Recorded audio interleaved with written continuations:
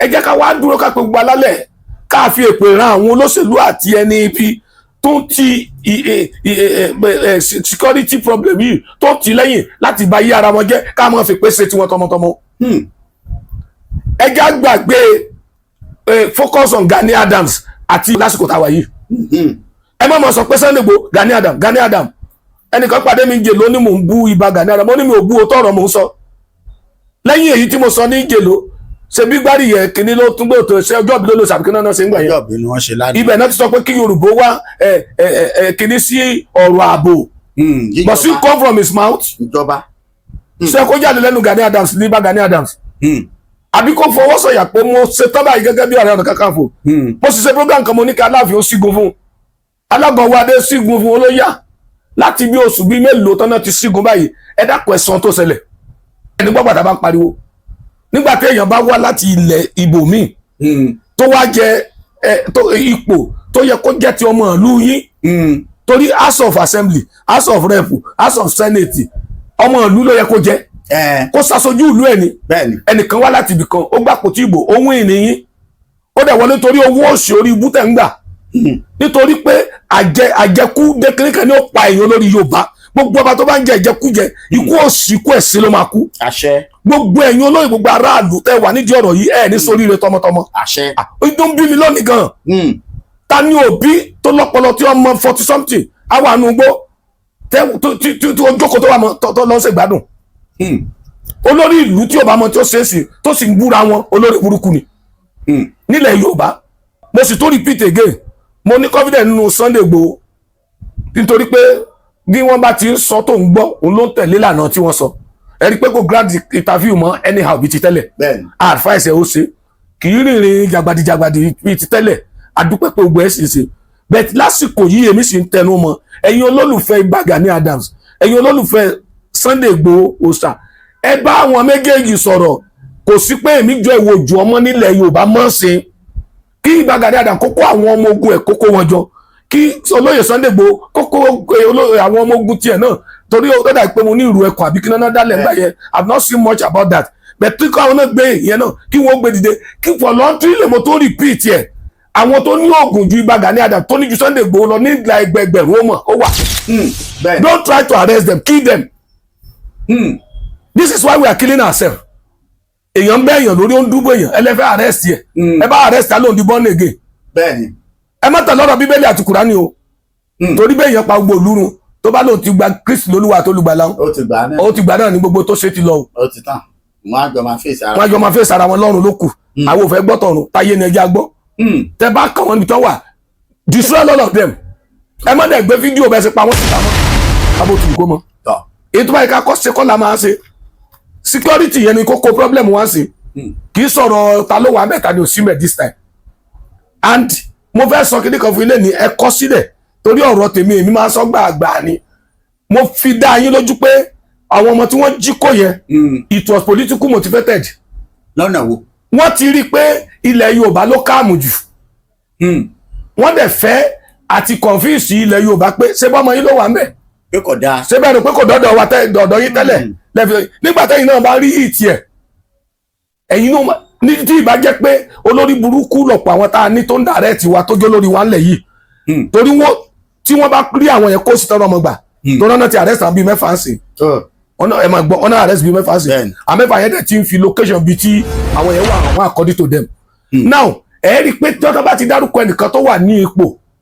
wọ́n bá dárúkọ ẹnìkan tó wà nípò wọ́n bá sọ pé agbára ń bẹ ṣùgbọ́n ẹni tá a pè ṣé yóò dìde mọ́ bẹ́ẹ̀ ni ló yọjú ràn ẹ̀mí èkè public ẹ̀yọ́ ọba Yorùbá local government chairman ẹ̀yin èèyàn pàtàkì ẹ̀mí èkè ẹgbẹ́ síta pé gbogbo owó tó mọ̀ pé onífọ̀lẹ́ ìkànnà tó lè yọ Yorùbá kúrò nínú ìgbèkùn tá a wà yìí tẹ́ ẹ lè wọnú fọ́rẹ́sì ìka flush àwọn ìyá òtù ṣé bí wọ́n ń yànlẹ̀ láyé baba ńlá baba wa wọ́n yan ìlú náà wọ́n yan lálẹ́ ká tó sùn ẹnìkan kò lè wọ́ bẹ́ẹ̀ àwọn èèyàn yín oko tó pẹ́ olè tó fẹ́ jà lóko yóò máa roko yóò máa gbálẹ̀ kílò tó mọ́ ni níbo làwọn agbára yẹn wà níbo lẹ kó sí ẹ ti kó sí chọ́ọ̀chì ẹ ti fi ṣe miracle february ẹ ti kó sí mọ́sálásí àǹfà ẹ ti fi gba millions lọ́dọ̀ àwọn aráàlú èbó ẹ ti ẹ̀rọ tọ̀ láti gbogbo wa pátápátá mọ́ ìta ṣe yìí fún yín kíní yóò bẹ̀rẹ̀ lẹ́ni o nígbà táwọn Fúlàní yìí dé díẹ̀ táwọn aráàlú àwọn baálẹ̀ àwọn ọba àwọn kí tí wọ́n ń gbà wọ́n sí àwùjọ wọn àwa kan ń pariwo ń gbà yẹn wọ́n láriwo lásán là ń pa irú agbègbè tá à ń gbé yìí náà a ti ń pariwo sí àwọn mèbólà àwọn tí ń sabólà tán ń ta rakọ̀dẹ́m káàkiri wọ́n ti pọ̀ ládùúgbò jọmọ onílùú lọ wọ́n ti pọ̀ ládùúgbò lọmọ onílùú lọ ọlọ́kadà ti pọ̀ ju ọmọ onílùú lọ tó ń ṣe ọ̀kadà kódà wọ́n tó lẹ́gbẹ̀ẹ́ tiwọn tí wọ́n pé wọn ò ní san tíkẹ́ẹ̀tì fún Yorùbá ẹ̀ ń wò wọ́n sí o èyí tó ṣẹlẹ̀ nílẹ̀ Yorùbá sì ta sí ń fà lọ́wọ́ lórí ọ̀lú olóṣèlú ẹ̀ fi ṣe bí eré sí o nígbò bá pẹ́ ẹkúnlẹ̀ tó mọ̀ sùn. àwífúnni ká tó dání àgbà àjàkadì èmi mo tó báyìí èmi mo lò báyìí ẹ wo bí gbogbo ẹ̀ lẹ́ máa gbọ́ bó ṣe ń lọ mi ò fẹ́ sọ̀rọ̀ jù mo fẹ́ kẹ́ ẹ farabalẹ̀ gbọ́ kábíyèsí yìí dáadáa ẹ wá gbọ́ àwọn àbùkù ràbàtẹ̀ràbàtẹ̀ bó ṣe òkò àṣìtáàní ọ̀rọ̀ ògúlùntú bàbá òkò bó ṣe wá bá yín ṣọ̀tán ẹ̀yin alágara nílẹ̀ Yorùbá ṣáàwí gbogbo ẹ̀yin kábíyèsí amọ̀yàn alẹ́nu lókè alẹ́nu nsàlẹ̀ a lè ṣe gbá a lè ṣàwo ọ̀rọ̀ dé báyìí ọ̀rọ̀ ti délẹ̀ ọ̀rọ̀ ti délẹ̀ báyìí abátẹ bá wá sọ pé ọkàn yín tó ó ti kàn yín gbọ̀ngbọ̀ngbọ̀n báyìí ṣe bí bó ṣe rí nílẹ̀ Haúsá tẹ́lẹ̀ tá à ń sọ pọ̀dọ̀ wọn nìyẹn ẹ wò ó lójú ẹ̀kan náà tí wọ́n kọ́kọ́ gbé èèyàn nílẹ̀ Yorùbá tí wọ́n kọ́kọ́ kó wọn wọ́n sì make sure pé wọ́n pa ẹnìkan tí wọ́n dúnbú ẹ̀ tẹ́ẹ̀fì mọ̀ wípé àwọn eléyìí ọ̀wọ́ àṣírí Ìbà Gani Adams Ààrẹ Ọ̀nà Kakanfò ọ̀rọ̀ kàn yín ìgbà yìí la mọ̀ àwọn tó lè dáàbò bò wá nílẹ̀ Yorùbá ẹ farabalẹ̀ ẹ bá ń gbọ́ nǹkan tí bàbá yìí sọ ẹ bá gbọ́ àwọn àṣírí láti wọ́n tú nípa àwọn alágbára ilẹ̀ Yorùbá gbogbo wọn pátá ẹ gbọ́ báwo ló ṣe jẹ́ ẹ jẹ́ ẹ má gbà yín lásìkò ẹ bá ń farabalẹ̀ gbọ́ kẹ́ ẹ bá mi ṣíà ẹ gbogbo ẹ̀yin olólùfẹ́ wa ìdí tẹ́ fi ṣíà fídíò eléyìí ni wípé kó lè bá àdé ọ̀dọ̀ àwọn ọba yòókù tó kù ẹ jọ̀ọ́ ẹni ọmọ Yorùbá tó bá wo fídíò yìí mo bẹ̀ yín torí Ọlọ́run rí i wípé ọba mi ṣíà sí gúrùpù kan sí 10 náwọn gúrùpù orí WhatsApp yín ẹ jù sí Facebook ó free kò sí nǹkan tó ṣe ẹ jẹ́ wọ TikTok lọ ẹ lè kọ́ọ̀tì àwọn kọ̀ọ̀kan bẹ̀kẹ́ jù síta fáwọn èèyàn kí wọ́n padà wá wò lórí YouTube fúlù ẹ wo bí torí ọ̀rọ̀ tí bàbá yìí sọ torí ẹ̀ mo fi mú kéwọ́n wá ń bẹ̀ fún yín kẹ́ ẹ gbọ́ ọ̀rọ̀ tí bàbá yìí sọ òun ló lè ràn ìran Yorùbá lọ́wọ́ bí bẹ́ẹ̀ kọ́ ẹ má jẹun gbà yín lásìkò òun rèé ẹ̀ ń ṣó ń bẹ̀. TV ìkànnì tó ń ṣojú gbogbo ọmọ Yorùbá nílé lóko ẹ ṣé tẹ̀ ń wò wá. ẹ jẹ́ ń lọ tààrà sọ́dọ̀ kábíyèsí ọba àṣà àti èdè ilẹ̀ Yorùbá bàbá ẹ mà kú déédé àsìkò yìí. ó ṣe olóòtú inú ìbànújẹ́ lèmi kan wà nítorí pé ọmọ Yorùbá àtàtà tó bá nírònú tó lọ́pọlọ tó bá nínú ń dùn tó ṣe yẹ̀rìyẹ̀rì káàkiri sí olórí burúkú ni torí mi ò rí òbí kan tó jẹ́ òbí tó lálùbáríkà òbí gidi tí wọ́n jí tọmọ rẹ̀ kan ó sọnù àbí méjì tí ó wà lóhùn sùn ń jí láyọ̀ àtàláfíà táàrọ̀ ọmọ ò bá yá gan òbí mọ̀ nǹkan tó wà lọ́kàn kámọ̀ tí wàá sọmọ 42 wọ́n wà nínú igbó àmọ́ tó ń jẹ àmọ́ tó ń mu àmọ́ tí wọ́n fara yí níbi tí wọ́n wà wọ́n tó wá dùnyàn bí ẹni du ewúrẹ́. His Special Majesty Ààrẹ Ọba Ambassador Dr. Adéyẹmí Onímọ̀njẹ́ ọba àṣà àti èdè ilẹ̀ Yorùbá oníkòsáròyé tó pọ̀. Ẹ̀bẹ̀ kan ni mo fẹ́ bẹ̀ gbogbo ẹ̀yin ọmọ Yorùbá tẹ́ fẹ́ wo fídíò yìí lónìí ẹ dákun ẹ bá wa share rẹ̀ káàkiri kó dé ibi tó yẹ kó dé. bẹ́ẹ̀ni nítorí pé àsìkò tá à ń fọwọ́ rara wa lórí nílẹ̀ Yorùbá ó ti kọjá o ẹ bá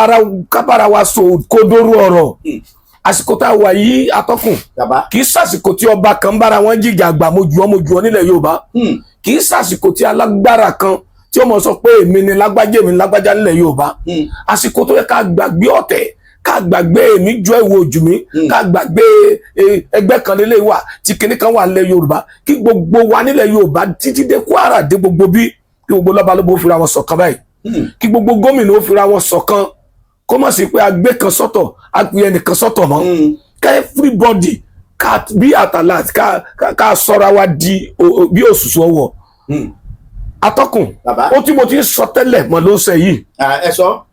Mo ti ń sọ tipẹ́ o. Àwọn kan pè mí wá ní móríwá mọ́rùn wá. Àwọn kò tiẹ̀ máa ṣépè lẹ́bi bàbá làbá wọn ní mi wọn láṣẹ lọ́tà mi ń sọ mi ò mọ̀ tán. Ṣé tí mo sọ yìí kọ́ ni mò ń sọ kọ́ ló ń ṣẹlẹ̀ báyìí. Ẹ̀yin ọba Yorùbá ẹ pa kìtì mọ́lẹ̀ ẹ wo ohun tẹ́ ẹ lè ṣe ẹ wo ọgbọ́n tẹ́ ẹ lè dá ẹ kó gbogbo àwọn ìpàdé òtítọ́ jọ ní ààfin yín pẹ̀lú àwọn olóyè àtàràlú ẹ ṣe bí wọ́n ti ń ṣe láyé ìjọhún bó bá ṣe é ṣe ẹ lágogo káàkiri ìlú yín mo sì mọ̀ pé àwọn ìlú sì lálágogo bẹ́ẹ̀ bá ní alágogo àwọn rédíò ti dé ibikíbi mi ò rò pé irú announcement yẹn lè gbé lọ sáwọn station Yorùbá kí wọ́n ní ká ẹ mówó kan wá wọ́n torí ohun tó ká everybody lára ni ẹ pé press conference ẹ pè pàdé oníròyìn ni mò ń sọ yìí ẹni gbogbo ẹni tó bá ní agbára nílẹ̀ Yorùbá tó jogún àṣírí lọ́dọ̀ bàbá ńlá bàbá wọn tí wọ́n mọ̀ pé àwọn lè dáàbò bo lẹ̀ Yorùbá ẹni kí wọ́n dìde kí wọ́n mọ̀ bọ̀ láàfin yín ẹ jẹ́ kí ìjọba kí wọ́n lọ́wọ́ ń bẹ̀ gómìnà ẹ lọ́wọ́ ń bẹ̀ kọmíṣánná ẹ lọ́wọ́ ń bẹ̀ house of rep ẹ lọ́wọ́ ń bẹ̀ local government chairman ẹ dìde lásìkò yìí ẹ gbé notice yìí jáde tó o bá dára ẹ lójú pé o jogún àṣírí lọ́dọ̀ bàbá ńlá bàbá ẹ tó o mọ̀ pé o lè fi dáàbò bo lẹ̀ Yorùbá ẹ dìde ẹ máa bọ̀ wá bẹ́ẹ̀ bá wá kó gbogbo wọn jọ tán lógúnlógún lọ́gbọ̀nlọ́gbọ̀n lẹ́gbẹ̀rún bí wọ́n ti máa ń ṣe láyé ìjọ tó bá lọ sígun ẹ jẹ́ kí gbogbo wọn búra pẹ̀lú Ògún òrìṣà àdúrà toríṣiríṣi kí gbogbo èèyàn ó dá agbára jọba ṣe máa ń dájọ́ ká kọ́ra wa ibi tí wọ́n ń pè ní military training college látàyè bàbá wa ló ti wà kí wọ́n tó lógún níbìkan tí wọ́n kóra wọn sí èyí tó ní Òkígbẹ́ èyí tó ní Ọ̀tàyẹta èyí tó ní gbẹgbẹ wọ́n máa fi pé káàkiri gbogbo wọn pátápátá wọ́n ṣàṣejẹ wọ́n sóríṣiríṣi igbó ta nílẹ̀ Yorùbá ò tó nǹkankan kò tó tilẹ̀ Haúsá ṣe bí àwọn Haúsá ṣe civilian joint force tí ìbá jẹ́ ajínigbé tí àwọn olóṣèlú tí wọ́n lọ́wọ́ sínú ẹ̀ kí ní ìyẹn kó ti parí àwọn olóṣèlú wọ́n ní nǹkan ṣe lórí kíní yìí ẹ jẹ́ ká wá dúró ká pé gbogbo alálẹ̀ ká fi èpè ran àwọn olóṣèlú àti ẹni ibi tó ń ti security problem yìí tó ń ti lẹ́yìn láti bá yí ara wọn jẹ́ ká máa fi pèsè tiwọn tọmọtọmọ. ẹ já gbàgbé focus on Gani Adams àti lásìkò táwa yìí. ẹ má mọ̀ sọ pé Sunday Igboho Gani Adams ẹnìkan pàdé mi ń jè lónìí mò ń bú ibà Gani Adams mo ní mi ò bú o tọrọ mò ń sọ. lẹ́yìn èyí tí mo sọ ní jèlò ṣe bí gbárí yẹ kíní ló tún gbé tó ṣe ọjọ́ ìbí ló lò sàbí kíní náà ṣe ń gbà yẹn ọjọ́ ìbí ni wọ́n ṣe lánàá ibẹ̀ náà ti sọ pé kí Yorùbá wá kíní sí ọ̀rọ̀ ààbò must you come from his mouth ìjọba ṣe kó jáde lẹ́nu Gani Adams ní bá Gani Adams àbí kó fọwọ́ sọ̀yà pé mo ṣe tán báyìí gẹ́gẹ́ bí Ààrẹ Ọ̀nà Kakanfò mo sì ṣe program kan mo ní kí Aláàfin ó sígun fún Alágbọ̀n wa dé sígun fún olóyà láti bí oṣù bíi mélòó tán náà ti sígun báyìí ẹ dákun ẹ̀sán tó ṣẹlẹ̀ atọ́kùn bàbá Tinubu ti Ààrẹ Bọ́lá Ahmed Tinubu ó ti pàṣẹ state police ó ti ń ju ọdún kan lọ state wo ló ti ń gbé ìgbésẹ̀ lórí state police nígbà tẹ́ bá fi ọdún mẹ́wàá pilẹ̀ wèrè ọdún mẹ́lẹ̀ fẹ́ fi síwín now àwọn vigilante tó líìdì àwọn yìí lọ sínú igbó ní àdábìgẹta láti wá àwọn ọmọ yìí lọ tọ́nà lo motorcycle àbí kíní kan náà lù fáwọn nígbà tó yìnbọn tí gbòòrò wọn ṣé dírú vigilante yìí tábà kó wọn sí state police àbí kẹ́yìn ìlú kẹ́kọ̀ọ́ vigilante ìjọ nígbà bá wà assemble wọn tán tẹ́ ráwọn volunteers tẹ́ ti test wọn tẹ́ rí kíní kí ọba kó release owó kí local government chairman kó release owó ṣé bí gómìnà ń gba security allowance kọ́ release ẹ̀kọ́ máa fi sanwó fún àwọn yìí kọ́ encourage wọn àwọn Fúlàní yóò kúrò ń bẹ̀ náà àwọn èèyàn wá sì tún gbàbọ̀dọ̀ mò ń tẹnu mọ́ torí kò ṣẹlẹ̀ ńlẹ̀ Yorùbá rí kò tí àìkọ́kọ́ ni tọ́ba ti ṣe tàkọ́kọ́ tó ju wọn ṣe báyìí tiwa bá wa ńlẹ̀ Yorùbá ó ti bá wa wọ́n ti rí àkọ́kọ́ ṣe é sí táàbà ráwọn ọmọ yẹn gbà tí wọ́n gba 10 cobas ransom kí ká tó lè ráwọn ọmọ yẹn gbà tiwa bá wa ńlẹ̀ Yorùbá nìyẹn bẹ́ẹ̀ni ẹ wá ń pariwo ẹ wá ń wó wọ̀sọ̀wọ̀sọ̀ lásìkò táwa yìí ẹ tún sọ̀rọ̀ èmi jó èmi òjò ẹ tún sọ̀rọ̀ ẹnìkan níbẹ̀ lóṣèlú kan nìkan ní lóṣèlú kan nílẹ̀ Yorùbá mo fẹ́ fi àpẹẹrẹ kan fún yín kíní yóò bẹ̀rẹ̀ lẹ́ni o nígbà táwọn Fúlàní yìí dé díẹ̀ táwọn aráàlú àwọn baálẹ̀ àwọn ọba àwọn kí tí wọ́n ń gbà wọ́n sí àwùjọ wọn àwọn kan ń pariwo ń gbà yẹn wọ́n láriwo lásán là ń pa irú agbègbè tá à ń gbé yìí náà a ti ń pariwo sí àwọn mèbólà àwọn tí ń sabólà tán ń ta rakọ̀dẹ́m káàkiri wọ́n ti pọ̀ ládùúgbò jọmọ onílùú lọ wọ́n ti pọ̀ ládùúgbò lọ ọmọ onílùú lọ ọlọ́kadà ti pọ̀ ju ọmọ onílùú lọ tó ń ṣe ọ̀kadà kódà wọ́n tó lẹ́gbẹ̀ẹ́ tiwọn tí wọ́n pé wọn ò ní san tíkẹ́ẹ̀tì fún Yorùbá ẹ̀ ń wò wọ́n sí o èyí tó ṣẹlẹ̀ ńlẹ̀ Yorùbá ń sì ta sí ń fà lọ́wọ́ lórí ọ̀lú olóṣèlú ẹ̀ fi ṣe bí eré sí o nígbò bá pẹ́ ẹkún lẹ́tù mọ̀ sùn ẹ̀ nígbà gbàdá bá ń pariwo nígbà tí èèyàn bá wá láti ilẹ̀ ibòmíì tó wá jẹ ipò tó yẹ kó jẹ́ ti ọmọ ìlú yín torí House of Assembly House of Rep House of Senate ọmọ ìlú ló yẹ kó jẹ́ kó ṣaṣojú ìlú ẹ̀ ni ẹnìkan wá láti ibìkan ó gbà kò tí ìbò ohun ìnìyín ó dẹ̀ wọlé torí owó òṣì orí ibú tẹ̀ ń gbà nítorí pé àjẹkú dékèrékè ni ó pa èèyàn lórí Yorùbá gbogbo ọba tó bá ń jẹ ìjẹkújẹ ikú òṣì ikú ẹ̀sìn ló máa kú gbogbo ẹ̀yin olóyè gbogbo aráàlú tẹ́ wà nídìí ọ̀rọ̀ yìí ẹ̀ ní sóríire tọmọtọmọ ó ń bí mi lónìí gan ta ni òbí tó lọ́pọlọ tí ọmọ 40 something àwọn ànúgbó tí ó jókòó tó wà mọ́ tó lọ ṣe gbádùn olórí ìlú tí ọba mọ tí ó ṣe é sí tó sì ń búra wọn olórí burúkú ni nílẹ̀ Yorùbá now wọ́n release slot sílẹ̀ pé kó lọ train èèyàn nílùú òyìnbó kò mọ̀ mọ́mọ́ Yorùbá 24 àbí 25 náà release o ó mú 20 tó yí ọmọ àtọ́níwá tí kìí ṣe Yorùbá àwọn amú Yorùbá mẹ́rin nínú 5 tó mú ní Yorùbá àbí 4 a sì rí abatimakọ́lì mẹ́ àríchínèdú oyè kìíní kan tó sì àáfù Yorùbá ayò yìí fẹ́ ní sọ pé Yorùbá kankan ti wà mẹ́ nígbà dẹ̀ bí ó dẹ̀ sọ confidently pé àwọn elédè òní majority ládùúgbò tó ń wà nílùú abínibí Yorùbá ẹ̀ ń wo sí ẹ̀ sọ̀rọ̀ o ẹ̀ ń wo sí ẹ̀ sọ̀rọ̀ o ẹ̀ ń wo ẹ̀ sọ̀rọ̀ sí ẹ̀ tí gbégbé sí ẹ̀ sí kankan o nígbò bá wá pẹ́ wọ́n wá sọ fún yín pé àwọn náà fẹ́ du gómìnà nílùú yín ṣé bá ti du local government chairman ṣé bá gbà kó ti gómìnà náà ibi tá à ń lọ lónìí kọ́ nìyẹn lórí ètò ààbò yìí onílé ní lọ́wọ́ àlejò dì mẹ́rù lọ́rọ̀ wa mo fi Ọlọ́run bẹ̀ gbogbo ẹ̀yin ládéládé ilẹ̀ Yorùbá ogun èmi ju ọ èmi ò ju ọ lásìkò yìí ẹja gbàgbé ẹ ẹja gbé sọnù ẹ jẹ́ ká gbélé sọnù ẹ jẹ́ ká di ọ̀kan mo sì tó repeat again mo ní confidence nínú Sunday Igboho nítorí pé bí wọ́n bá ti ń sọ tó ń gbọ́ òun ló ń tẹ̀lé lànà tí wọ́n sọ ẹ rí pé kò grant interview mọ́ anyhow bí ti tẹ́lẹ̀ advice ẹ̀ ó ṣe kì í rìnrìn jàgbàdìjàgbàdì bí ti tẹ́lẹ̀ adúpẹ́ pé gbogbo ẹ̀ sì ṣe bẹ́ẹ̀ lásìkò yìí èmi sì ń tẹnu mọ́ ẹ̀yin olólùfẹ́ Gani Adams ẹ̀yin olólùfẹ́ Sunday Igboho Òòṣà ẹ bá àwọn méjèèjì sọ̀rọ̀ kò sí pé èmi jọ ìwòjù ọmọ nílẹ̀ Yorùbá mọ́ sí kí Gani Adams kókó àwọn ọmọ ogun ẹ̀ kókó wọn jọ kí olóyè Sunday Igboho kókó àwọn ọmọ ogun tiẹ̀ náà torí ó dà pé mo ní ìrù ẹ̀kọ́ àbí kí náà dálẹ̀ ńgbà yẹn I've not seen much about that but tí kò àwọn náà gbé ìyẹn náà kí wọ́n gbé dìde kí voluntary lè mo tó repeat ẹ̀ àwọn tó ní oògùn ju Gani Adams tó ní ju Sunday Igboho lọ ní ìgbà ẹgbẹgbẹ̀rún ó mọ̀ ó wà wọ́n bá sọ pé agbára ń bẹ ṣùgbọ́n ẹni tá a pè ṣé yóò dìde mọ́ bẹ́ẹ̀ ni ló yọjú náà ẹ̀mí èké public ẹ̀yọ́ ọba Yorùbá local government chairman ẹ̀yin èèyàn pàtàkì ẹ̀mí èké ẹgbẹ́ síta pé gbogbo owó tó mọ̀ pé onífọ̀lẹ́ ìkànnà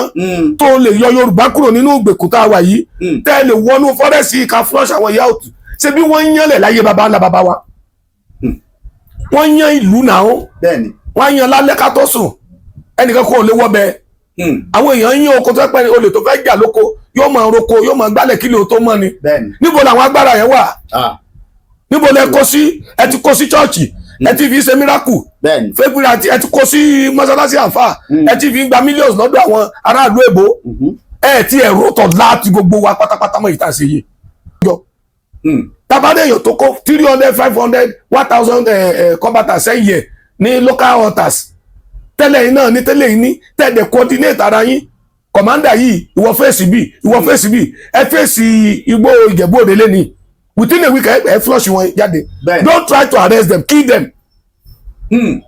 this is why we are killing ourselves èèyàn bẹ́ èèyàn lórí ó ń dúbò èèyàn ẹ lẹ́fẹ́ arrest yẹ ẹ bá arrest alóhùn di born again ẹ má tẹ̀ lọ́rọ̀ Bíbélì àti Kùránì o torí bẹ́ẹ̀ èèyàn pa gbogbo olúrun tó bá lóun ti gba Kristi lólúwa àti olùgbàlà ó ti gbà náà ní gbogbo tó ṣe ti lọ o wọ́n á jọ máa fèsì ara wọn lọ́run ló kù àwọn ò fẹ́ gbọ́ tọ̀run táyé ni ẹja gbọ́ tẹ bá kàn wọ́n níbi tó wà destroy all of them ẹ má dẹ̀ gbé fídíò bẹ́ẹ̀ sì pa wọ́n síta mọ́ another problem ẹ mú wọn ẹ wá mú fídíò àṣẹ báyìí àtọkọ ọmọ múra lẹ̀ ó dẹ̀ ẹ prepare bẹ́sẹ̀ lè fún combat wọn nugbó ẹ fídíò ara yín pé we are prepared to enter forest. bẹ́ẹ̀ báyìí la ṣe ń rìn o. mo wá ní ìbéèrè kan fún ìjọba mo ní ìbéèrè kan fún NBC àbí transmission commission àbí telecommunication outfit torí tó bá post kankan sórí social media lónìí tí ò dáa fún ìjọba wàláhì within 24 hours wọ́n mú ọ. ó ti pọ̀ jù. wọ́n track ẹ̀ down. ṣé bí wọ́n ṣe ń dúbù máa yìí wọ́n fídíò ẹ̀ wọ́n dẹ̀ post ẹ̀ síta. lẹ́sẹ̀kẹsẹ̀. ṣé bí network kan náà fi post ẹ̀. bẹ́ẹ̀ni. ṣé bí láì kan ni wọ́n lò. ṣé bí àwọn kí lórúkọ outfit organization ṣì wà tán lè trace the origin of every post. bẹ́ẹ̀ni even the background ilẹ̀ ẹbẹ̀ yẹn àwọn devices kan wà. tí wọ́n fi gẹ́ẹ̀tì ibi tí bẹ́ẹ̀ gan wà. ó máa sọ fún yín pé ibi báyìí ni. ibi báyìí ni gbòòyì wà. mo dẹ̀ rí news pé a ti ṣe drone fúnra wọn Nàìjíríà sí àwọn làwọn àmì ti ṣe drone fúnra wọn kì í ṣe pé bóyá ó ṣe import give them money ẹ̀yin tó kó yẹn náà fún bẹ́ẹ̀ bá kó jẹ tọmọtọmọ yín òfò lẹ́ máa ṣe ẹ jẹ́ kí wọ́n máa produce drones yìí kó pọ̀ ìdí drones are many tí ì ṣe pé local person ló ń wọnú gbó drones mọ ibi tí ó sọ nǹkan sí torí ó mọ ẹni termination wà lọ́wọ́ ìjẹ́ tí ó mo mọ̀ pé wọ́n á fa àwọn ọmọ yẹn ṣe shed ọgbọ́n wà tẹ́ fi lè rí wọn mú so ẹ jẹ́ ká wo tá a lè ṣe tí kìíní ìyá fi lọlẹ̀ mo bẹ̀ yín mo ṣe repeat ẹsẹ̀ Ìbà Gani Adams olóyè Sunday Adéyẹmọ Ìgbòho gbogbo ẹ̀yin tẹ́ nífọ̀n lẹ́ẹ̀kan náà nílẹ̀ Yorùbá tẹ́ mọ̀ pàgbára kan bẹ lọ́wọ́ yín tẹ́ mọ̀ pé ní tẹ́ lè ṣe ẹ dákun ẹ dìde àsìkò yìí la lè dìde ẹ já dìde ẹ já lé àwọn yìí màrìwò ọmọ láàrin iye egó ọmọ tí ì dé egó ọmọ tí ì dé mo máa ń sọ ti gbóró ti pẹ́ tí mò ń pariwo pé àárín ọ̀tá lẹ̀ wà kò mà sẹ́ni tó gbọ́ tèmi ìjà kékeré kan ṣẹlẹ̀ ládùúgbò mi níjẹ̀ lọ pẹ̀lú Haúsá kan àti ọmọ Yorùbá kan ní ọmọ Ìgbò kan láàárín 15 minutes Haúsá tó débẹ̀ ní ọlọ́kadà wọ́n ju 50 lọ.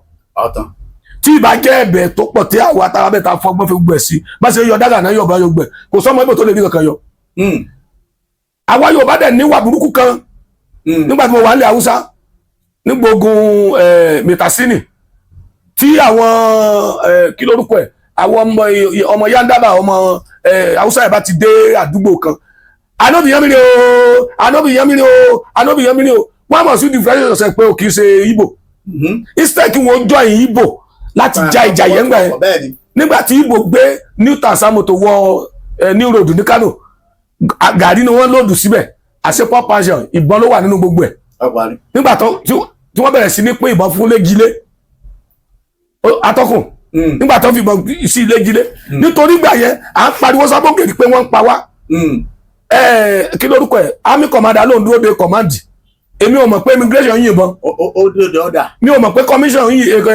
custom yìnbọn wọ́n Adéyẹmí ò ní controller custom gbà yẹn ní Kano àwọn èèyàn mi ni wọ́n pa báyìí àti máàkàn mi ò náà torúkọ ẹ̀ mọ́ Yorùbá náà ló wà ní immigration ó release immigration àti custom jáde ni Kwakwashe tó block Sabongeri sí Katsina road tí àwọn ọmọ làmà wọlé báyìí bí ìgbà pé ń wo fíìmù Korea àti India fíìmù ni wọ́n sí nọ́mbò wọn bí wọ́n ṣe ń kú lórí ara wọn ni wọ́n tó gbórí ara wọn tàbí bọ́ lọ́dún yẹn bẹ́ẹ̀ ni ẹni wọn tó bá wọ gbogbo eré Sabongeri báyìí àwọn ọmọ Ìgbò náà kó bọ̀ tí wọ́n sọ̀rọ̀ ni bẹ́ẹ̀ ni àwọn Yorùbá ṣẹ̀ wá lọ́pọlọ lọ́sẹ̀ wá ń jọ àwọn Ìgbò Anóbìyànmírí ni wọ́n pariwo kò kàn wá lẹ̀ sọ tẹ́lẹ̀ o ṣe báwọn ọmọ Haúsá náà ló ń kóra wọn wọ́n ti kọ́ ọmọ yín sí ẹ wá jókòó ẹsẹ̀ wá ń pariwo àsìkò ilé ẹ̀ka pariwo ìkan tí mo kàn fẹ́ ká ṣe tí mo bẹ gbọ́ ọmọ Nàìjíríà sí ẹ dákun gbogbo wọn tó bá nífọ̀ọ́ ni tó ní agbára àwọn babaláwa bẹ́ẹ̀ tó ti jogún kò sí ká gbé pamọ́ sájà lásìkò yìí bàbá ń dáná ségun lára tí náà ò régun ṣé bá gbára kan ni tẹ́gbẹ́gùn kan náà bá jáde wọn níbẹ̀ yẹn bá rí yóò gbẹ irú agbára tẹ́gbùn yẹn rí kò sọ wọn ní Sambisa inú gbó Sambisa inú fọ́rẹ́sì Yorùbá kí àwọn mọ́làmọ́rí kí wọ́n máa gbẹ lórí òró àbí àní àyájọ́ àti gbogbo tá lò láyé ẹjọ́ ni ẹ dákun kíní yìí ti ń kúrò ní kékeré o èyí tá àfojú kékeré wò kó tó di pé wọ́n wà gba gbogbo ìta nítàn o. so ọ̀rọ̀ lẹ́ ń gbọ́ látẹnu bàbá wa ẹ kú ohun bàbá ẹ ṣeun ẹ̀yin èèyàn wa bẹ́ẹ̀ ṣe ń gbọ́ wa bẹ́ẹ̀ tó bá jẹ́ gbà àkọ́kọ́ àbí pé o ṣẹ̀ṣẹ̀ ń wọlé ọba àṣà àti èdè ilẹ̀ Yorùbá òun là ń gbà lálejò lórí ètò lónìí bàbá gẹ́gẹ́ bí ọ̀rọ̀ tó ń ṣẹlẹ̀ yìí nípínlẹ̀ Ọ̀yọ́ gómìnà ìpínlẹ̀ Ọ̀yọ́ Ṣèyí Mákindé ọjọ́ Thursday ló ní òun fẹ́ di ààrẹ táwọn èèyàn sọ pé awareness ni ó di Friday wọ́n jí ọmọ gbé lénìí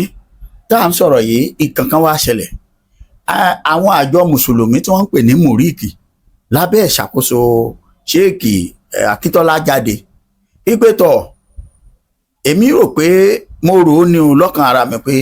mi ò rò pé bí wọ́n ṣe jí àwọn ọmọ gbé ní nílẹ̀ Yorùbá ká àwọn ará bí ìlà ìdí àti túmọ̀ rèé ni wọ́n ní láti máa fi press review kan síta pé kí ló dé tí Ṣèyí Mákindé fi mú Christian as ẹni tó máa succeed ẹ̀ gẹ́gẹ́ bí gọ́vnà ní ọdún tó ń bọ̀. Ẹ dákun ṣéyí tọkàn nìyẹn kí lẹ rò sí gbólóhùn yìí inú bẹ́ẹ̀ mò ń bọ̀ o lórí ọ̀rọ̀ àwọn ẹlẹ́sìn dé yìí Olúwo jáde ń tẹ òun ní kíjọba fún àwọn lówó ni káwọn tó lè ẹnìkan jáde wọn tó lè ṣe kíni kẹ àwọn kíjọba fún àwọn ọba alágbára káwọn lè darapọ̀ láti bá wọn jagun. Ẹlẹ́ẹ̀kejì Mufti Ìwó òun ti lọ kó àwọn kan jọ Olóhùn máa fi wọ́n ṣe security lórí gbogbo school tó bá wà ní ìlú Ìwó. Ẹ dákun ṣé èmi rò pé àbí kí ni mo rí sí ọ̀rọ̀ yìí. ọ̀rọ̀ tó lówó tó bá jẹ́ pé lóòótọ́ lóko security àti fi jọ Olúwo kọ́ Mufti. ẹsẹ̀ ó tó yàtọ̀ tó lúwo. ó yàtọ̀ Mufti ni olórí ẹlẹ́sìn wọn bẹ̀. kò é ṣe security gidi o àwọn oníṣòkòtò àwọn orúkọ kan wà tẹ máa ń pè wọ́n láyé àtijọ́ tó máa ń lọ bí. bóyá ó ní tó jẹ tẹ́lẹ̀ kù a ní agbára kan tó ní tó sọ pé ó ṣe irú ẹ̀ ìyẹn by the way nìyẹn sẹ́rí Olúwo tẹ́lẹ̀ èmi ò ka ọ̀rọ̀ ọba Rashidi yìí sí mo bá sọ̀rọ̀ tẹ́lẹ̀ mi ò ka ọ̀rọ̀ ẹ̀ sí kankan because tí ọba aláyé ilẹ̀ Yorùbá tó wáyé pé kan fún àwọn lówó òsì káwọn tó kọ́ọ̀bù security èyí tó fún wọn tẹ́lẹ̀ ṣé wọn ò tọ́ bá jẹ́ náà jọba tẹ́lẹ̀ ni ṣé wọ́n fún wọn lówó ọlọ́ba tó gba àwọn ọba tó ń gba mílíọ̀nù pọ̀ wọ́n ń gbowó lọ́dọ̀ ìjọba gidi so kí wọ́n gbé ìgbésẹ̀ kíjọba fún wọn ní bákìn tí ọba bá dìde lẹ́yìn tí ọba kọ̀ọ̀kan lẹ̀ Yorùbá tó pé gbogbo ọdẹ ni wọ́n bá ṣe ṣe láyé ẹjọ́ mo sọ tẹ́lẹ̀ tó kó wọn jọ pé àwọn yìí gómìnà mo ti kó iye àwọn báyìí yọ kó ní commissioner for security and kìnìún kan àbí special adviser kó wá wò wọ́n wò pé bí àwọn ó ṣe wọnú gbólókù tí ó ṣe kìnìún kan gómìnà á release owó fún wọn náà ó máa release owó fún wọn local government ó bá kí wọn sẹ́rí ti àwọn ti Ìbàdàn tán náà sọ pé kí ni wọ́n yan Christian association sí àbí kí ni wọ́n yan kẹ́nìkan sí ṣé àwọn ọmọ tán kò sí ṣé kò kàn wọ́n ṣe yẹn ní problem wọ́n sí àsìkò yóò tẹ́ sásìkò èmi gbé ẹ̀wò òjò ta ló kẹlé ìta ní òkèlè onímọ̀ kọ́kọ́ sọ níbẹ̀rẹ̀ gbogbo ìbéèrè tẹ ìbéèrè yẹn nígbà pé padà sí tí mo kọ́kọ́ sọ náà ni torí a nírònú nílẹ̀ Yorùbá bó ti wù kó mọ́ èyí tó báyìí ká kọ́ ṣe kọ́ la máa ṣe security yẹn ni kókó problem wọ́n sí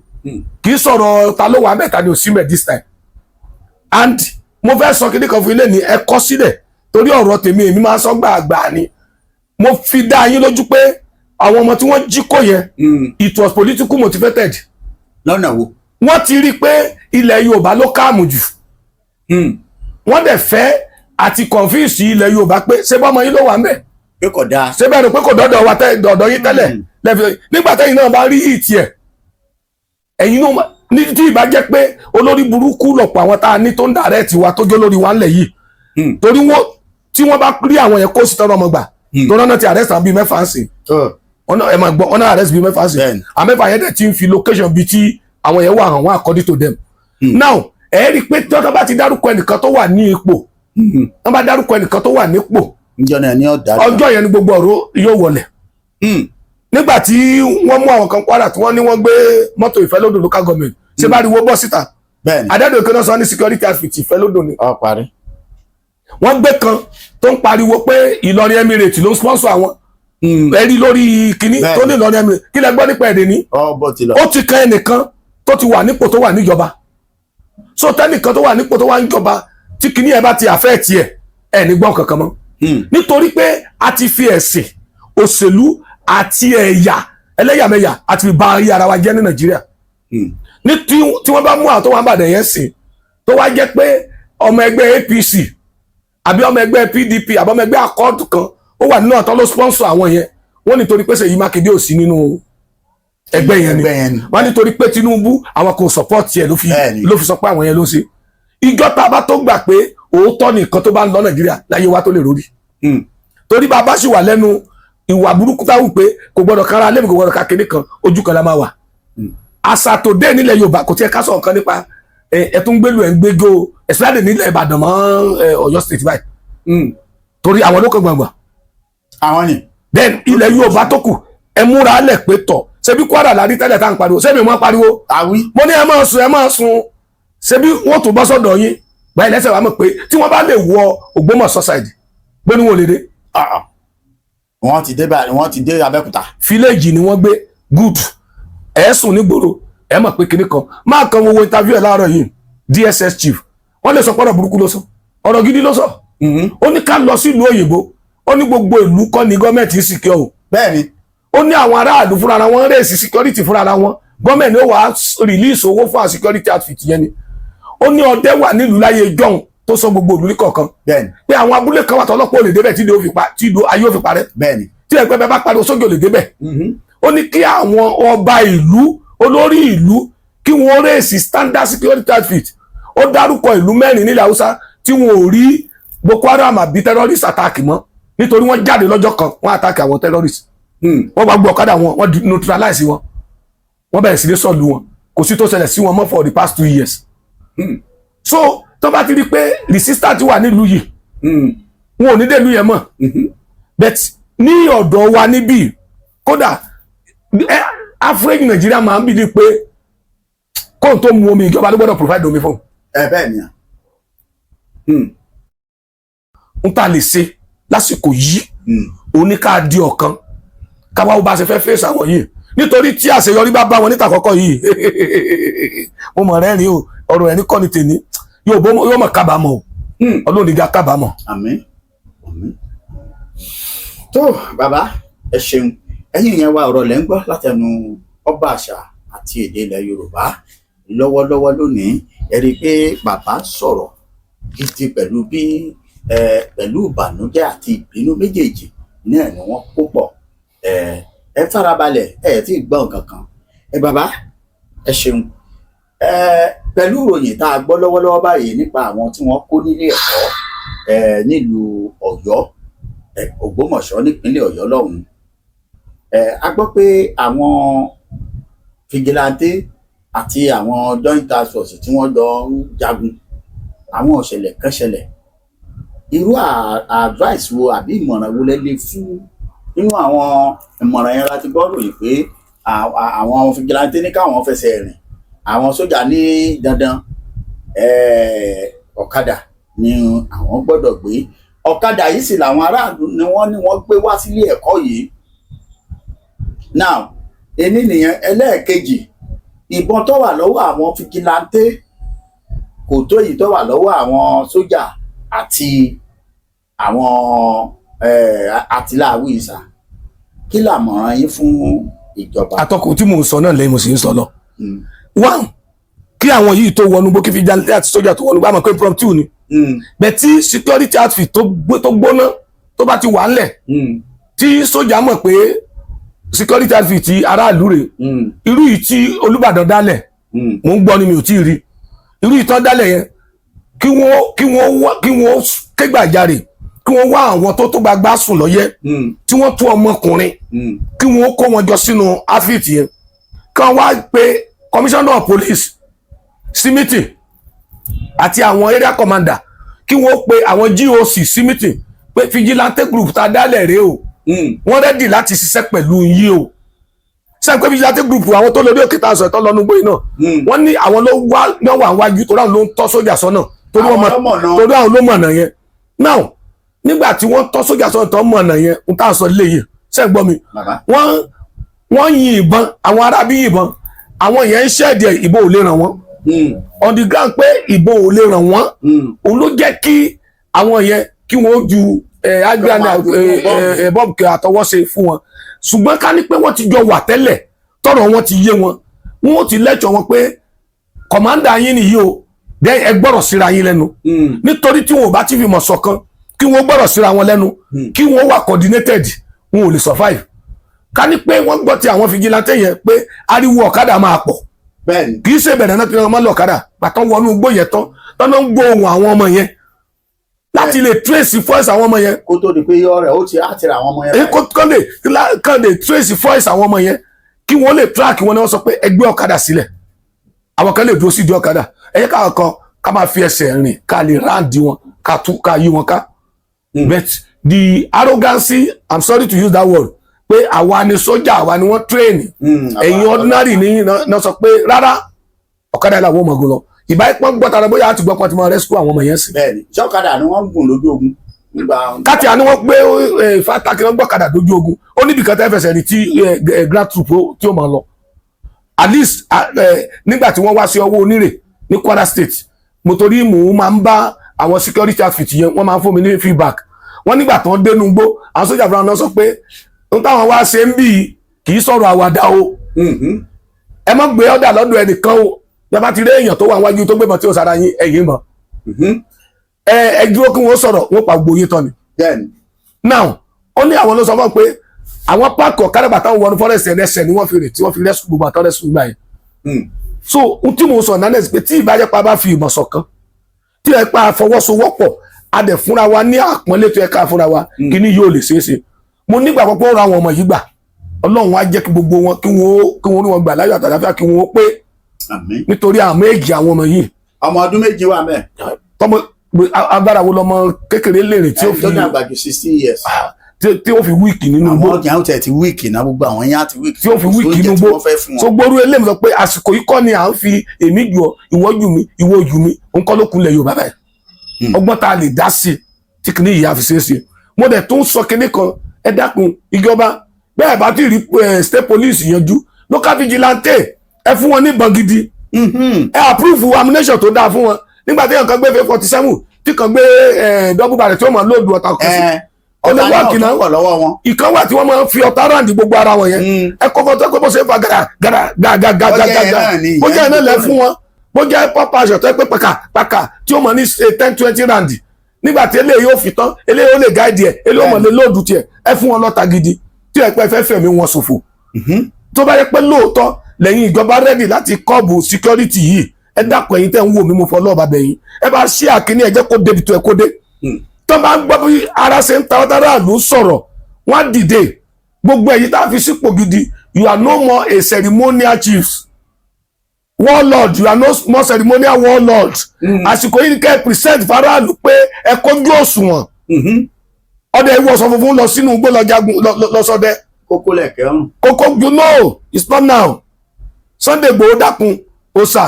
bí Gani Adams ò bẹ́ẹ̀ sọ̀rọ̀ bí ó sọ̀rọ̀ kan make a move jẹ́ kí Nàìjíríà ó mọ̀ pé o ti make a move pé you are ready ẹ kó àwọn ọmọjọ kára àwọn tẹ kó. ìgbésẹ̀ kan mo sọ ṣé gbogbo béèrè tẹ béèrè kò ká ìmí lára because wèrè pọ̀ nínú àwọn àkàtà àti ẹ̀ ní òròdó táwọn táwọn sí. wọ́n fi ẹ̀tẹ́lẹ̀ wọ́n máa padà pa ni ohun tó wà nílẹ̀ báyìí tó jẹ́ kókó tí mo sì fẹ́ kí gbogbo owó mú ní kókó nílẹ̀ Yorùbá ní ààbò tó péye ibi ààbò bẹ̀rẹ̀ nípa pé ará àtàdọ́dọ̀ yín ó ń gbàṣẹ yín ṣẹ̀dẹ̀ ń wo population ará àtà ti ń pọ̀ jù yín lọ nílùú yín ẹ sì dákẹ́ ń wo ǹjẹ́ o mọ̀ pé ó bá àwọn olórí ibú Yorùbá kan ní àwọn landlord wọ́n jìyà rẹ̀ o ilé tó yẹ kó gbé jáde $100,000 wọ́n ní $500,000 ni ọmọ Yorùbá bẹ̀ wọ́n pé $300 lóní $400 lóní ẹni rárá nígbà tó ọmọ Yorùbá bá dẹ̀ débẹ̀ yóò dẹ̀ sanwó ọdún méjì ọdún mẹ́ta fún 1.5 òun fúnra ẹ̀ lọ́kà rẹ̀ ti mọ̀ pé lé ojú $300 lọ ó ti ṣírò 1.5 yẹn pé owó ọdún márùn-ún ló san nígbà ọdún mẹ́ta ẹ̀ bá pé wọ́n fi kó mọ́ lọ ọdún mẹ́fà ni ó fi lò tàbí méje jù bẹ́ẹ̀ kò ní sanwó míì mọ́ nítorí ó mọ̀ pé owó yẹn dùn àmọ́ yín lójú ẹ jẹ́ kó ń kú dí pẹ̀lú yẹn mò ń pariwo mo sì ń pariwo mo ní ọlọ́kadà tó wà ládùúgbò wa sí tó jẹ́ ọmọ àtọ́rí wa tí ìsọmọ Nàìjíríà wọ́n pọ̀ ju àwa Nàìjíríà lọ. bẹ́ẹ̀ni. bí ha bá ṣẹlẹ̀ lẹ́nu yìí ní ọ́fíìsì mi tí mo wà tẹ́lẹ̀ Ayuba the security mo gbà síbẹ̀ tá a gbà síbẹ̀ mo ń wọnú ilé lọ́jọ́ yẹn nìkan ni wọ́n sọ kékeré wọ̀ lẹ́ẹ̀tàn lẹ̀ if I give me for 200,000 today I will carry bomb everywhere. mo ní Ayuba ìyàwó ti dá màá tọ́ tí ilé ọ̀la bá mọ́ mi fẹ́ rí kankan náà mọ́lá tó sùn tiẹ̀ bí ibà mọ́ ìwọ yàtọ̀ fún àtàbúrò ẹ̀ ẹni tó sọ ọdún ẹ̀ síta tábà fún ní 500 pé kójú bọ́ọ̀bù sínú complex yóò jù sí. ìgbà yẹn ni àwọn self bomber àbí kí wọ́n máa suicide bomber ni wọ́n kún everywhere. bẹ́ẹ̀ni. torí ọpọlọ àwọn àtọ̀rẹ́wá yìí ò pé wọ́n ní kíní wọn kò ní kí ó bá bọ́ọ̀mù fájì méje rẹ̀ ni wọ́n fún wọn lọ́rùn. nígbà sì jẹ́ pé oúnjẹ wọn náà ní ìsìn náà. bẹ́ẹ̀ni. wọ́n ti bìlí pé fájì méje wà lẹ́yìn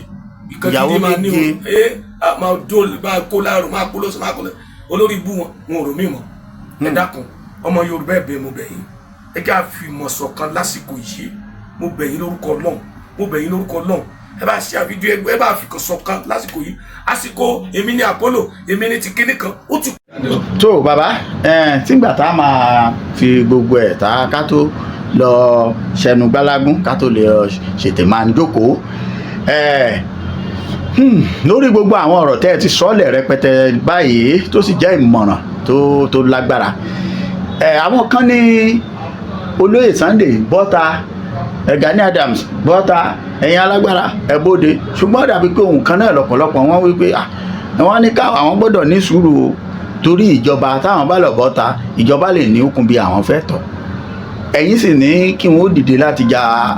fún ìran Yorùbá, ṣé kò ní yíwọ́? Atọ́kùn Bàbá. ṣe rí láyé ìjọ́un àwọn kan sì ṣe dídì sí wọn tó bá fẹ́ tún ojú ọ̀nà àdúgbò yín ṣe wọn níjọba ó mú wọn pé kí ló tó ń tójú ọ̀nà sí. Irọ́ ni irọ́ ni di ó létí ni pé o lè wọlé onílé kó fẹ́ máa fọ́ pílà fọ́gbẹ́ kó má jẹ́ kó mọ̀. Ó ní mo sọ kí ní kan jèlú kánsẹ́lọ̀ wà ládùúgbò yín ó bá fẹ́ ṣe nǹkan ládùúgbò yín cd àdúgbò yín ni wàá jẹ́ kó mọ̀ pé mo fẹ́ ṣe nǹkan báyìí fún àdúgbò. Ẹnìkan bẹ tó ń sojú àwọn lálọ́rọ̀ ṣẹ̀ṣẹ̀ ní gbogbo kánsù ó ní àpúrúfù pé àti ní kí lágbájá báyìí kó máa ṣe kíní yìí lọ. Mo fi ṣe sáàpù fún yín ni o ó lè kóra yín jọ kẹ́kọ̀ọ́ wọnú gbó. Tẹ́ ẹ bá ti kóra yín jọ ẹ ti lólórí, ìlú yẹn ní ọba ó dẹ̀ ní baálẹ̀, ẹ lọ bá baálẹ̀ pé gbogbo wa ti rẹ́dí o àti fẹ́ kọ́ọ̀bù àwọn yìí ní forest, ẹ wá lọ bá DPO àdúgbò yẹn abẹ́rẹ́ àkọ́mọdé àdúgbò yẹn pé àwa yìí àti kóra wa jọ ló kọ́ ọba. ẹ nídìí àti lọ́gán baálẹ̀ àbí ọba ni ó pé eré àkọ́mọdé àbí DPO àti kọ́míyàn náà ṣe ti pé àwọn ọmọ ti rẹ́dí láti ràn yín lọ́wọ́. Àwọn ọlọ́pàá àti sójà náà ń fẹ́ aráàlú kó ràn wọ́n lọ́wọ́ náà. Bẹ́ẹ̀ni. Pé àwọn ti rẹ́dí àti ràn yín lọ́wọ́ àti tírẹ̀nì wọn wọ́n ti gbáradì bí wọ́n bá ti yá eegun yín ó yọrẹ́. Wọ́n á wá yan ọlọ́pàá àti sójà kó jọ ẹ̀yìn kò ní gẹ̀yìn nìkan dámi pé òfin ti wà lẹ́yìn yín. Nígbà tí olóyè Sunday Igboho lọ sí ayé tàbí ló lọ nígbà yẹn Ìgangan ká ní pé ó gbé ọ̀fíṣíálì ẹ understand kó gbé ọ̀fíṣíálì kí ọlọ́pàá bíi mélòó tẹ̀lé pẹ̀lú àṣẹ ìlú ẹ understand kódà yóò sọ sídìí lọ kò ní dípò dáṣe mọ́. O lè sọ pé o fẹ́ defend aráàlú kókó bóyá o lè pọ̀ ládùúgbò yìí káyìn bọ́ọ̀sì bíi 15 wa kúrẹ́ yẹ kádà kẹ́kọ̀ọ́ ìbọn ká máa pàdé ìdádúgbò ọlọ́pàá kò yín náà torí àmọ́ intention tẹ́ fi ṣe. So láti mọ ẹni tó serious sẹ́ni tí ò serious ìjọba ń sọ pé ẹ gba ààyè tó náwọn míì náà tún lè kóra wọn ṣé bí àwọn tí wọ́n mú ní Èkìtì àbí Oǹdó tí wọ́n ní wọ́n fẹ́ ju bọ́ǹbù ṣé bí Yorùbá ní gbogbo wọn tí ó wáyé pé wọn ò mú wọn Fúlàní náà lásọ kó ṣe. Àwọn ilé ìtọ́wà yìí náà wọ́n náà ń sọ Yorùbá àti English. Sóyè yín this time around eléyìí ni ibi tí mo fẹ́ sọ fún yín nìyí eléyìí gan tán wà yìí ó lè já àwọn ọmọ àdúgbò kan ló ṣe yìí. Wọ́n á wà ń bẹ̀. Torí olè jíjọ òpè mọ́ sí mo tẹnu mọ́ yahoo òrìṣẹ́ mọ́ kidnapping náà ni wọ́n ti rówó òjijì. So àwọn aráàlú dẹ̀ ń àwọn ọmọ ayé òde òní wọ́n dẹ̀ àti make million in every other means. Àwọn kan bẹ tí wọn ò kí àbí gbogbo ìlú parun in as well as that succeed. So ẹ jẹ́ clear abẹ́ fún yín gbogbo wọn tó bá ti ready ẹ kóra yín jọ as a group ẹ register long something yẹn ẹ lọ sọ́dọ̀ baálẹ̀ olórí ìlú àbí ọba ẹ ti ready fún security bíbá yìí tẹ bá ti sọ wọ́n fún yín ní orúkọ wọn kóra yín jọ wọ́n lè fún yín ní identity tag tó máa tàbí kí wọ́n ṣe jákẹ́ẹ̀tì fún yín so that ẹ ní miss ara yín nu gbó kódà bá ní the ammunition mo mọ̀ pé wọ́n allow pé kẹ́ ẹ lo ammunition once they were need within the conveyance of the security act tẹ́ lọ yẹn. Olórí ìlú yín ó bá jẹ́ pé bíi tẹ́ ní DPO ni tí Nigeria command lẹ́wà olórí ìlú yín àbólórí yẹn ní ó lọ bá DPO bó bá jẹ́ pé ọba ni yóò pè area commander tó bá jẹ́ bí ìgboro làwọn á pè commissioner àwọn ni ó wàá provide backup tẹ̀tọ́ máa lọ. Now tàbí atọ́kì tó parí láyé ìjọ òun tó bá gbé OPC níbì kan ẹ tó OPC lẹ́gbẹ̀ẹ́ tó máa tọ̀ ni tó bá gbé OPC lẹ́gbẹ̀ẹ́ Ìgbò àbí Haúsá yóò máa yàgbẹ́ ni kí ló dé tó OPC ò lè sọ́ra wọn dọ̀kan this time ẹ gbàgbé Gani Adams fashion ẹ gbàgbé fashion ẹ gbàgbé kiriko fashion ẹ jẹ́ ká di Yorùbá kan this time maintain your fashion but have a singular head ani navy ani soldier ani air force àbí bẹ́ẹ̀ di àwọn àmì olúkàlùkù ló lórí tiwọn ẹ lè lórí tí bẹ̀tẹ̀ ní central body tẹ́ pé ẹ mọ̀ ní asokita ẹ mọ̀ jọ sèmítì papọ̀ tí èrò yín àti ìmọ̀ yín àti gbogbo ni ó jẹ́ kan let the local vigilante let them unite àwọn yóò tó kankan lọ́dọ̀ wa náà. So mo in a closing remark ẹ dákun ìjọba ò ní ní kẹ́ mọ́ defend ara yín o irú ìtọ́sẹ̀lẹ̀ ní north níjẹ̀lò tọ́ni pé gbàtà yẹ àwọn sójà dé pé wọ́n ṣẹ́ẹ̀dì àwọn kan wọ́n ṣẹ́ẹ̀dì àwọn kan according to the sójà bí ó sọ pé wọ́n ráì tó alọ́pàá àwọn ò lè identify bóyá bandit làwọn yìí àbáráàlú torí young boys determination làwọn rí ṣe understand ọtí ìgbà tán ní village ẹ̀ identify pé àwọn aráàlú àwọn tó ń lé àwọn bandit lọ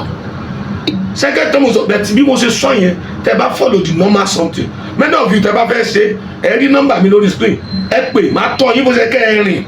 kó lè yé yín dáadáa this time a nídìí láti waste time nílẹ̀ Yorùbá iná ti wà lórí èwùlé ilé koríko dẹ̀ là ń gbé o ẹni bá gbélé gíláàsì kì í fòkó ṣeré o á dára fún wa o. tó ẹ̀yin èèyàn wa ọ̀rọ̀ lẹ ti gbọ́ látẹnu bàbá wa ọba àṣà àti èdè ilẹ̀ Yorùbá ọba Adéyẹmí ẹ láǹfààní àti pé ẹ̀rọ ìbánisọ̀rọ̀ wọn gẹ́gẹ́ bí mo ṣe ń sọ lórí ohunkóhun tó bá ròyìn lójú tàbí ìbéèrè tí ẹ fẹ́ béèrè ǹjẹ́ títí ìgbà míì tá a tún láǹfààní